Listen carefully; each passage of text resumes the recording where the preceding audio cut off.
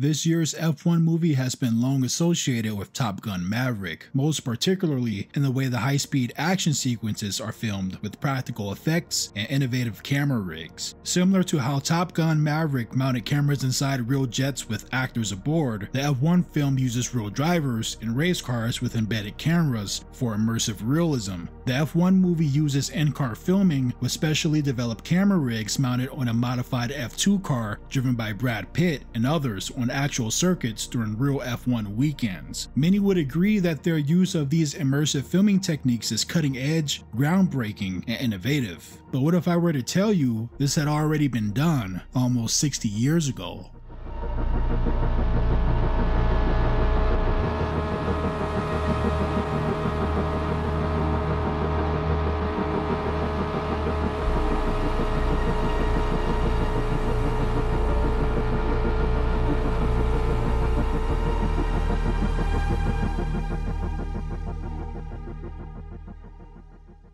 John Frankenheimer was a film director and actual car enthusiast who loved racing. It's said that once John began making a little money, he began club racing, and that's when he truly began to appreciate the skill and talent of drivers of the time, like Jackie Stewart and Jim Clark. Frankenheimer loved challenging himself technically also. He was fascinated by speed, precision, and machinery, and saw his conceptual idea of a Grand Prix movie as a chance to redefine how action, especially racing, was filmed.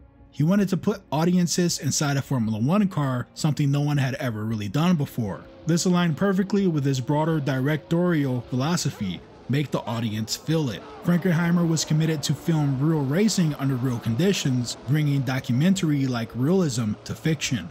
He would face adversity immediately once news began to spread that another Hollywood racing film was on the horizon. You see, during this period, Hollywood's efforts at creating racing films were very subpar. Some drivers were embarrassed by the dramatization, especially the soap opera style romance subplots and invented rivalries. Some dramatizations were just flat out seen as unrealistic or disrespectful. For example, upon hearing about the new production, Ferrari himself made it clear that he didn't want anything to do with the film and barred the production team from using the name Ferrari in the film. Despite all the adversity and controversy surrounding the film, it's reported that Frankenheimer grabbed life by the balls and went to Monte Carlo to film at the 1966 Grand Prix, and this was the first shoot. The production team was able to use connections with Dan Gurney, Carroll Shelby, and Phil Hill to gain race access. However, drivers didn't take Frankenheimer or the production team seriously, and they also were considered a major inconvenience, having track time before the drivers' practice time. Camera cars with mounted equipment took up spots on the starting grid or practiced alongside real F1 machinery, seen as a major safety risk. Filming sequences often interrupted practice runs, with actors or camera cars requiring access to parts of the circuit. Real drivers had to wait or adapt their prep time around camera shots and retakes. Drivers and racing teams were not the only obstacles, however. Monaco being the wealthy, high-profile locale it is, many residents and officials were wary of a Hollywood production disrupting their event. The crew had to negotiate with local authorities and F1 officials for each location, day by day. I am freezing my ass off. Now get your butt out of here. I'm going to throw you right in the water. In some areas, they had to film through windows or from disguised locations to avoid drawing attention. After the Monaco Grand Prix was over, Frankenheimer put together a 30-minute edit of his best footage. Cut together a quick 30 minutes of stuff I shot at Monte Carlo, called Ferrari, and asked him if he would look at it. And he said, well, I don't have any projection equipment. I don't have anything like that. I said, just tell me you'll look at it. So he said, yes, I will. So I shut the movie down, chartered a plane, brought the movie, a projectionist, projectors, and everything else to Maranello, to his office, set it up, and ran him the 30 minutes. When it was over, the lights came up. He embraced me. He said, you can have the team, you can have the factory, you can have everything. Ferrari himself had blessed the film, even giving the production team full access to the Ferrari factory, which was unheard of. This essentially sealed the deal. You couldn't have an F1 movie without Ferrari. And this was the turning point for the entire production team, as well as many of the F1 teams and drivers. There may have been a bit of reluctancy, but generally it seems like the consensus was they were met with more open arms, due to the footage being so true to life. Frankenheimer refused to fake racing scenes in his studio. Instead, he mounted cameras on cars filmed at actual 1966 F1 races, and even built a custom camera car with the help of the racing teams. Though actual F1 cars appear in the race footage, most on-screen racing used lower-powered F2 cars modified to look like F1 machinery for safety, cost, and filming practicality. Distinguishable F1 parts like the exhaust and control arms were made to look 100% accurate to the F1 counterparts. Actual F1 cars featured in the film included the BRM P261 used by Graham Hill and Jackie Stewart, the Lotus 33 driven by Jim Clark, and the Ferrari 312, which Mr. Ferrari only allowed filming after reviewing demo reel. An additional incredible fact is that the camera car used in the Grand Prix film was a Ford GT40 driven by Phil Hill. It was modified and used as a high-speed filming platform, was able to keep up with the pace of F1 and F2 cars while carrying a camera rig. A Shelby Cobra was used also in earlier testing. 60 years ago, the camera and gyro technology used today simply didn't exist. They experimented for months with different vibration-proof mounts and dampening in order to produce the best-looking onboard scenes for the film. The production team soon found out that the vibration the camera would get while mounted to the race car made for the most exciting visual sequences. John Frankenheimer initially insisted on having the actors drive real race cars themselves, but ultimately relented due to serious safety, insurance, and performance concerns. He wanted the film to feel authentic, not just visually, but viscerally. That meant showing actors behind the wheel at real racetracks. After initial test sessions, however, it became clear that some actors simply couldn't handle the physical or technical demands. It is also said that insurance companies flat out refused to cover the production unless professional drivers handled high-speed sequences. Additionally, having actors learn racecraft would have significantly extended the shoot, which already had to work around real F1 events. James Garner was a notable exception, though. He trained with driving instructors including Bob Bondurant and Phil Hill. Garner became skilled enough to drive actual F2 cars at race pace and perform many of his own scenes. His car control impressed even real drivers. He would even perform many of his own stunts, which included an engine fire sequence that utilized 2 open butane tanks, which unexpectedly engulfed his car in flames while filming, of course creating an undeniably realistic and intense scene, which is a microcosm of what made Grand Prix so great. The sequence was so risky, Garner stated that the insurance company dropped him after the stunt and he filmed the remaining 2 months of the movie uninsured. Much like the filming of the Monaco Grand Prix, the following Belgian Grand Prix was not a staged race. It was the actual 1966 Belgian Grand Prix being filmed. Historically, it had been one of the most dangerous circuits in F1 history, and it was particularly intense and eventful during the production of the movie. Several real-life incidents occurred that highlighted both the peril of the sport and the risk of making the film itself.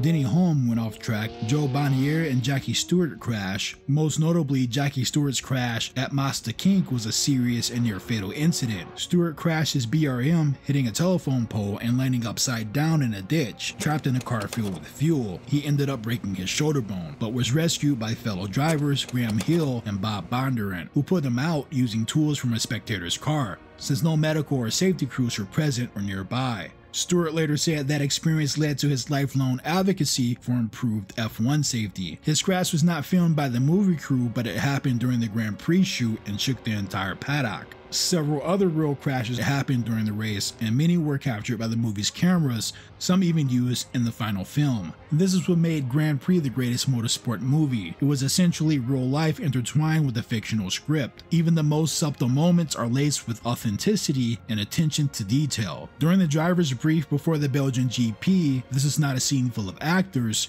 Bruce McLaren, Graham Hill, Dan Gurney, and a lot more of the real F1 grid is actually present. Eerily, as Miss Frankenheimer would state, it was hard to judge where the reality ended and the film began. She recalled John Frankenheimer and Lorenzo Bandini walking the Monaco circuit and John asking where he thought a bad accident would happen on the course. Actors Brian Bedford and James Garner were to crash at Monte Carlo in the movie. When Bandini replied, he said it's near turns 10 and 11, formerly known as the Harbor Chicane. At the time, it was a high-speed left-right complex near the harbor where the road runs along the waterfront. In the 1960s layout, this section was narrower, faster, and had far fewer safety features than today. The following year in 1967, Bandini lost control of his Ferrari 312/67 as he exited the tunnel and entered the harbor chicane. The car struck a guardrail, flipped, and burst into flames after hitting a straw bale, which was used at the time as a primitive crash barrier. Bandini was pulled from the wreckage after a delay in the rescue effort, but tragically, he died in the hospital 3 days later, on May 10th, 1967, at just 31 years old. There were many other deaths in F1 after the Grand Prix movie, which made the film even more true to life. Initially, F1 purists considered it too sensationalized, with too many crashes and blood, but the fact of the matter is that the Grand Prix film didn't depict anything that didn't happen throughout the history of the sport. Multiple drivers lost their lives after the film was made, including Jim Clark and Johan Rindt. All things considered, the film was absolutely true to life, and true to that brutal era of F1. The final race of the film takes place at Monza, where a quite sobering incident occurs. It reminds me that the drivers of this era were gladiators in a way. The 1966 film was generally well received by critics, especially for its technical achievements. The use of real F1 footage, innovative camera techniques, and immersive race scenes were seen as groundbreaking. John Frankenheimer was hailed for his technical mastery and bold vision, and many called Grand Prix a tour de force in action filmmaking. Today it is praised by film historians and racing fans for capturing the danger and glamour of 1960s Formula One better than any other film of its era. Grand Prix was not just a movie, it was a feat of engineering and filmmaking. The pursuit of realism made it risky, expensive, and highly innovative. The challenges paid off, as the film remains one of the most technically impressive depictions of motorsports ever made. It's stated that what Frankenheimer did can never be done again. For one, this era of F1 was much more lax. It was Spartan, it was raw.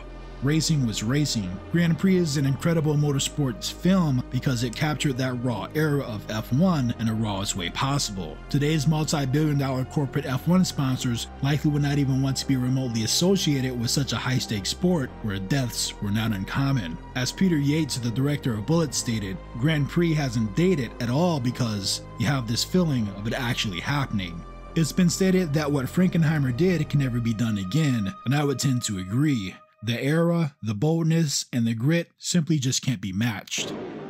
Making a picture is a strange thing because after everybody hates you when you're making it. It's when the picture comes out that they say, oh boy, you know, it's really pretty good, you know? Or vice versa, everybody loves you when you're making it and the picture comes out and you never work again, you know what I mean? It can work that way too.